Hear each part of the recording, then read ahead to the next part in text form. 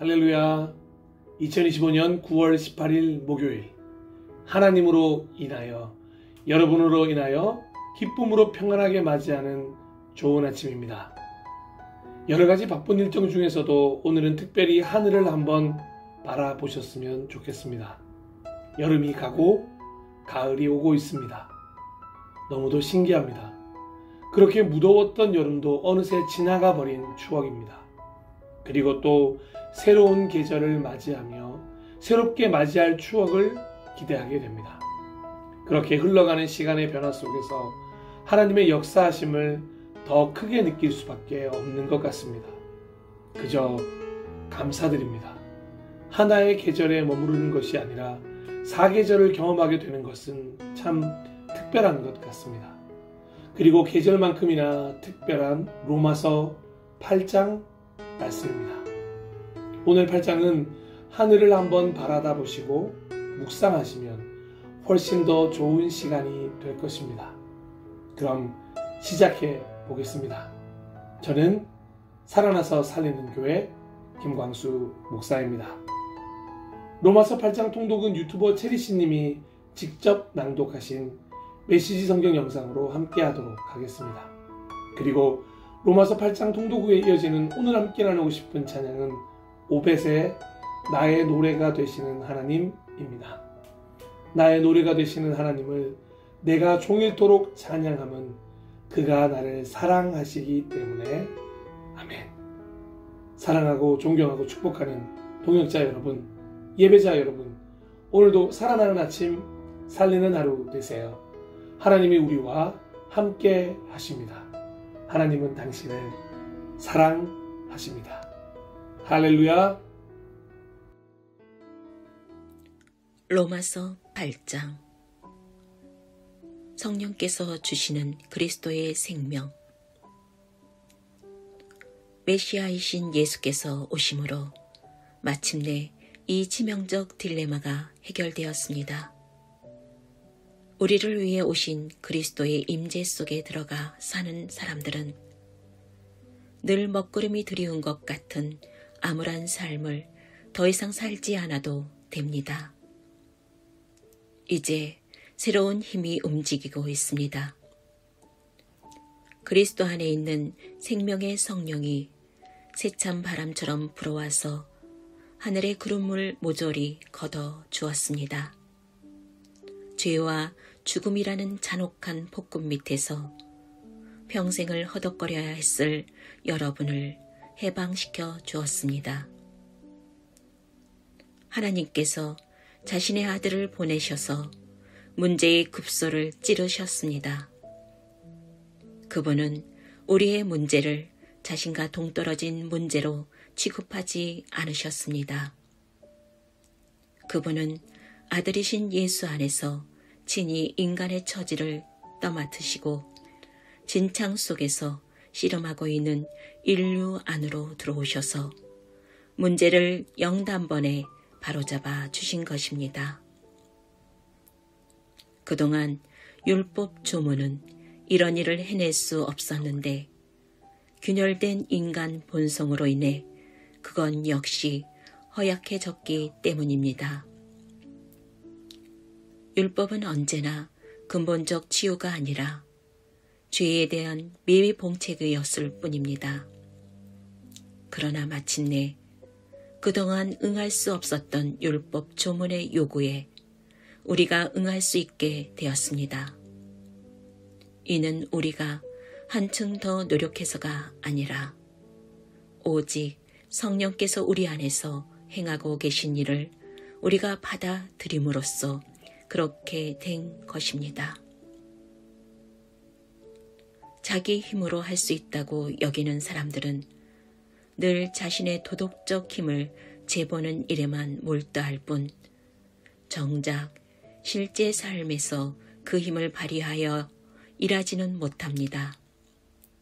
반면에 자기 안에 일하고 계신 하나님의 활동을 신뢰하는 사람들은 자기 안에 하나님의 성령이 살아 숨쉬고 계신 하나님이 계시다는 사실을 발견하게 됩니다. 자기 자아에 사로잡힌 사람들은 결국 막다른 길에 이를 뿐입니다.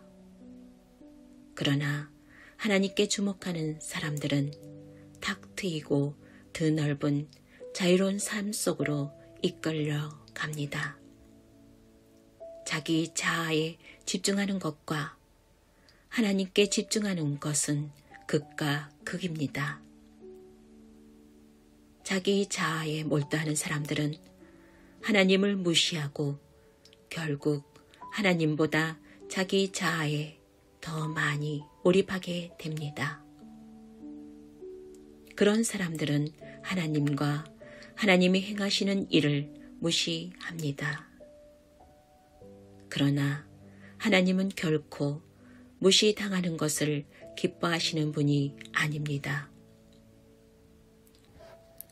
하나님께서 친히 여러분의 삶 가운데 사시기로 하셨다면 이제 여러분은 하나님보다 여러분 자신에 대해 더 많이 생각할 수 없습니다. 보이지 않지만 분명히 현존하는 하나님이신 그리스도의 영을 아직 모셔드리지 않은 사람들은 지금 우리가 하는 말을 이해하지 못할 것입니다. 그러나 그분을 모셔드린 여러분, 그분이 안에 사시는 여러분은 비록 지금도 죄로 인한 한계들을 경험하지만 하나님의 생명으로 사는 삶을 경험하고 있습니다. 예수를 죽은 자들 가운데서 일으키신 살아계신 하나님께서 여러분의 삶 속에 들어오신 것입니다. 그렇다면 그분이 예수 안에서 행하셨던 것과 같은 일을 여러분 안에서도 행하셔서 여러분을 그분을 향해 살아나게 만드시리라는 것은 너무도 분명하지 않습니까? 하나님께서 여러분 안에 살아 숨쉬고 계시다면 이것도 예수 안에서처럼 여러분 안에서도 분명한 사실입니다. 여러분은 실로 죽은 삶으로부터 건진받은 것입니다. 여러분 안에 사시는 그분의 성령으로 말미암아 여러분의 몸도 그리스도의 몸처럼 살아나게 될 것입니다. 우리는 자기 힘을 믿고 사는 옛 삶에게는 한 푼도 덕을 본 것이 없습니다. 그런 삶은 우리에게 유익한 것이 전혀 없습니다. 우리가 해야 할 최선은 그 삶을 땅에 묻고 새로운 삶을 시작하는 것입니다. 하나님의 영이 우리를 손짓해 부르고 계십니다. 해야 할 일들, 가야 할 곳들이 얼마나 많은지요. 하나님께 받은 이 부활 생명의 삶은 결코 소심하거나 무거운 삶이 아닙니다. 이는 기대 넘치는 모험의 삶, 어린아이처럼 늘 하나님께 다음은 또 뭐죠, 아빠? 라고 묻는 삶입니다. 하나님의 영이 우리의 영을 만지셔서 우리가 정말 누구인지를 확증해 주십니다. 우리는 하나님이 어떤 분이시고 우리가 누구인지를 곧 그분은 우리의 아버지시며 우리는 그분의 자녀라는 것을 알게 됩니다. 뿐만 아니라 장차 우리에게 주어질 믿을 수 없을 만큼 엄청난 상속에 대해서도 알게 됩니다. 우리는 그리스도께서 경험하시는 것을 그대로 경험합니다. 그러므로 여러분, 지금 우리가 그분과 더불어 힘든 때를 보내고 있다면 분명 우리는 그분과 더불어 좋은 때도 맞게 될 것입니다.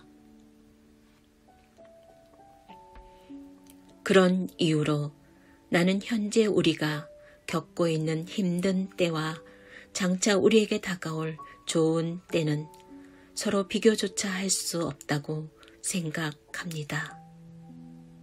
이 창조 세계 전체는 장차 자신에게 다가올 그 무엇을 손꼽아 기다리고 있습니다.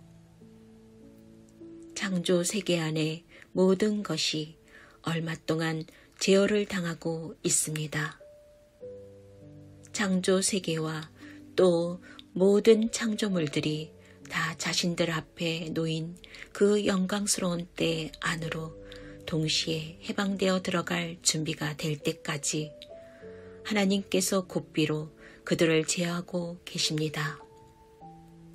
그러는 동안 현재는 기쁨 가득한 기대가 점점 깊어 갑니다. 우리 주변 어디를 둘러봐도 이 창조 세계는 마치 해산을 앞둔 임신부와 같습니다. 세상 전체가 겪고 있는 이 고통은 한마디로 해산의 고통입니다. 우리 주변 세상만 그런 것이 아닙니다. 우리 내면도 마찬가지입니다.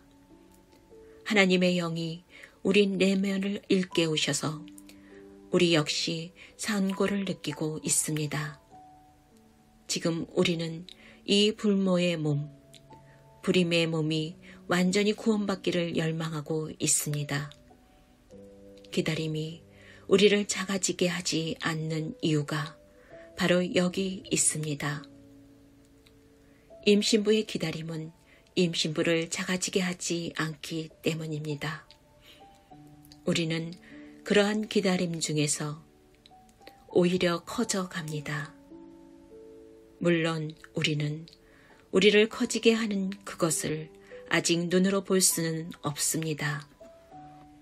그러나 기다림이 길어질수록 우리는 더욱 커져가며 우리의 기대 또한 더욱 기쁨으로 충만해집니다. 기다리다 지치는 순간에 하나님의 영이 바로 우리 곁에서 우리를 도우십니다. 어떻게 또 무엇을 기도해야 할지 몰라도 괜찮습니다. 그분이 우리 안에서 우리를 위해 우리의 기도를 하십니다. 할 말을 잃어버린 우리의 탄식, 우리의 아픈 신음소리를 기도로 만들어주시기 때문입니다. 그분은 우리 자신보다 우리를 훨씬 더 잘 아시고 임신부와 같은 우리 상태를 아셔서 늘 우리를 하나님 앞에 머물게 하십니다. 그래서 우리는 하나님을 사랑하는 우리 삶 속에 일어나는 모든 일이 결국에는 선한 것을 이루는 데 쓰인다는 확신을 갖고 살 수 있습니다. 하나님은 처음부터 자신이 하실 일을 분명히 아셨습니다. 처음부터 하나님은 그분을 사랑하는 사람들의 삶을, 그분 아들의 삶을 본떠 빚으시려고 결정해 두셨습니다. 그분의 아들은 그분께서 회복시키신 인류의 맨 앞줄에 서 계십니다.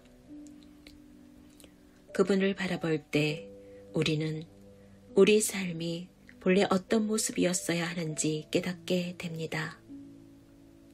하나님은 이처럼 그분의 자녀들이 어떤 모습이어야 하는지를 결정하신 뒤에 그들의 이름을 불러 주셨습니다.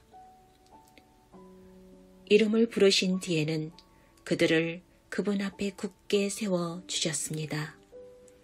또한 그들을 그렇게 굳게 세워주신 뒤에는 그들과 끝까지 함께 하시며 그분이 시작하신 일을 영광스럽게 완성시켜 주셨습니다. 여러분, 어떻습니까? 이처럼 하나님이 우리 편이 되어 주셨는데 어떻게 우리가 패배할 수 있겠습니까? 아들을 보내셔서 우리 인간의 처지를 껴안으셔서 죄악의 일을 감수하기까지 하신 하나님. 그 하나님께서 우리를 위해 자신의 전부를 주저없이 내놓으셨다면 그분이 우리를 위해 기꺼이 아낌없이 하시지 않을 일이 무엇이 있겠습니까? 누가 감히 하나님께서 택하신 이들을 들먹이며 그분께 시비를 걸 수 있겠습니까? 누가 감히 그들에게 손가락질을 할 수 있겠습니까?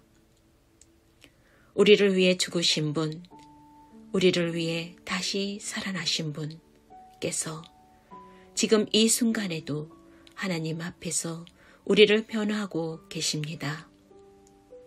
그 무엇이 우리와 우리를 향하신 하나님의 사랑을 갈라놓을 수 있겠습니까? 절대 있을 수 없습니다. 고생도, 난간도, 증오도, 배고픔도, 노숙도, 위협도, 협박도, 심지어 성경에 나오는 죄악의 죄들도 마찬가지입니다. 당신을 증오하는 자들은 눈 하나 깜빡 않고 우리를 죽입니다. 그들의 손쉬운 표적인 우리는 하나씩 하나씩 처치됩니다. 그 무엇도 우리를 동요시키지 못합니다. 예수께서 우리를 사랑하시기 때문입니다. 나는 절대적으로 확신합니다.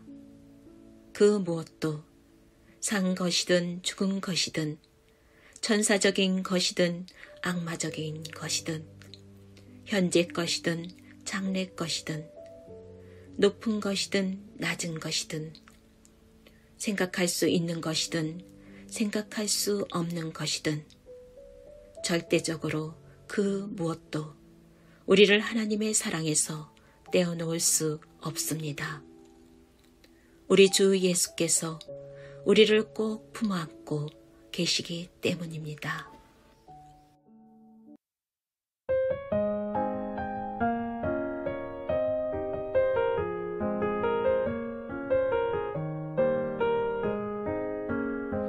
나의 노래가 되시는 하나님을 내가 종일토록 찬양함은 그가 나를 사랑하시기 때문에 나를 사랑하시기 때문에 나의 노래가 되시는 하나님을 내가 종일토록 찬양함은 그가 나를 사랑하시기 때문에 나를 사랑하시기 때문에 내가 그를 먼저 사랑한 것 아니요 나를 그가 먼저 사랑하시고 그의 사랑은 영원토록 변치 않아서 나를 사랑하시니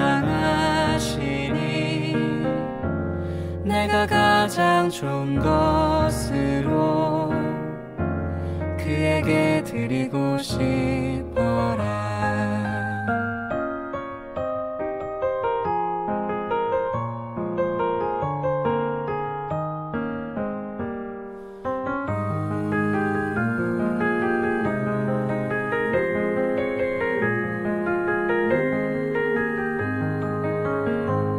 내가 그를 먼저 사랑한 것 아니요 나를